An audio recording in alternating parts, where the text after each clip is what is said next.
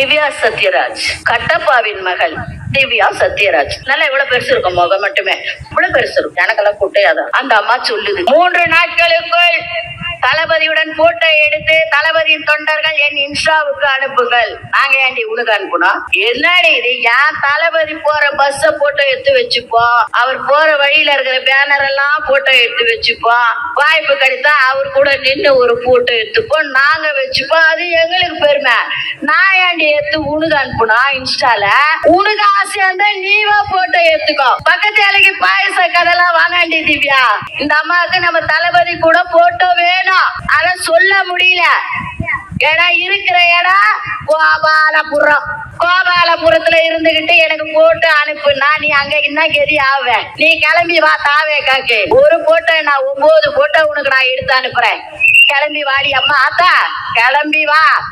அன்னைக்கு அப்படிதான் சொல்றேன். திரையில் ஆடுபவர்கள் எல்லாம் ஆடுகாலிகள் இல்லை, தரையில் இறங்கி அடிக்கிறேன். நான் உன்னை அப்பவே கூப்பிட்டேன் ஆலந்தூர்ல. வா இறங்கி ஆடலாம். நான் ரெடி.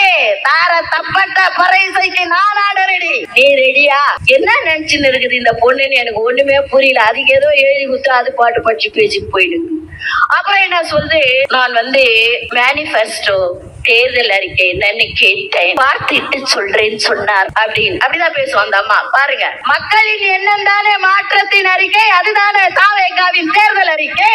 உனக்கு அவ்வளவு அவசரம்? எங்க தேர்தல் அறிக்கை உனக்கு எதுக்கு? உன் தேர்தல் அறிக்கை டுபாக்கோர். நாங்க கரெக்டா சொல்லுவோம், 4 சொன்னாலும் நச்சுன்னு சொல்லுவோம், கரெக்டா சொல்லுவோம், கரெக்டா நடத்துவோம். உனக்கு என்ன அவசரம்? அதுக்கு அந்த அம்மா ஒரு எக்ஸாம்பிள் சொல்றாங்க. ஒரு டாக்டர் கிட்ட உடம்பு சரியில்லாம போன உடனே டாக்டர் செக் பண்ணி பார்த்துட்டு உன் உடம்புக்கான ஊசி என்ன தெரியல படிச்சுட்டு வரேன்னு சொன்னாராம்.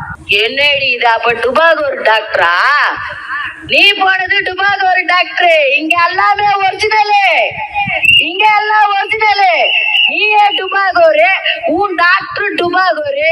ஏன்னா நீங்க கிட்னில இருந்து சட்னில இருந்து எல்லாத்தையும் திருடி விக்கிறவங்க.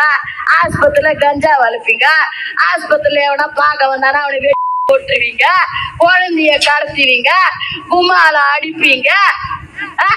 இந்த அம்மா இப்படி எல்லாம் சொல்றாங்க. பேரை உங்கள் தலைவர் பேப்பர் பார்க்காமல் சொல்ல முடியுமா? உனக்கு என்னத்துக்கு அந்த கதை? 10 பேர் சொல்றாரு, 100 பேர். என் தலைவன் சிந்தனையிலேயே இருக்கின்றாயே, உன் தலைவன் என்ன ஆனார்? வேண்டாம். நான் சபை நாகரிகம் கருதி சிலரை மழுப்பலாக பேசுகிறேன். எனக்கென்று ஒரு கட்டுப்பாடு இருக்கிறது.